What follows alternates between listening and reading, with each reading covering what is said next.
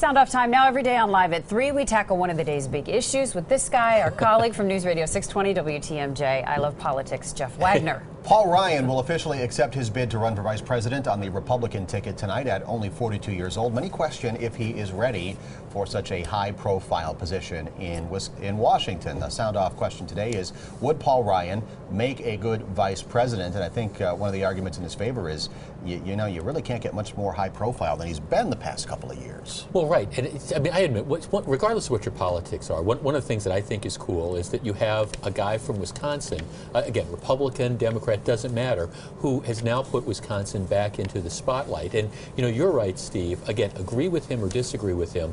I mean, Paul Ryan, since he was elected in 1998, has really been on the forefront about talking about ideas. Now, again, you can disagree with some of those ideas, but I think unlike perhaps John McCain's choice of Sarah Palin, I know a lot of people like Sarah Palin, most people would look at Paul Ryan and say, okay, this is a young guy, but certainly who has a ton of experience. Nevertheless, he remains controversial. Let's start with Bob in South Milwaukee. I think he would make an excellent vice president. He would be about 300 times better than the guy that's in there right now. And I would say he's not foreign to criticism because of his economic policy and what he's put forth recently. So I mean, he's been, you know, fired at from all sides. Oh no, I mean he's definitely a lightning rod, because I mean one of the things that typically goes on in politics is people are reluctant to address some of the big issues because it makes you controversial. And I mean, one of the reasons we haven't had a budget in this country for a few years is because I think some politicians don't want to take those tough stands. And again, agree or disagree with Paul Ryan, he's certainly willing to at least outline some of those tough stands, knowing, like you say, Courtney, that it's going to attract attention, not always positive. Here's Joanna from West Dallas.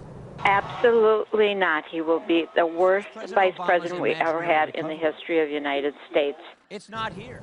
Now, well, see, that's a pretty bold claim, given some of the vice presidents we've had. Are you worried that the office of vice president may be beneath Paul Ryan? I mean, he's such a brainy guy. He's got so many ideas that to be the person that goes to state funerals and whatnot is demeaning to somebody of his intelligence. Well, I don't think demeaning. I think it's a.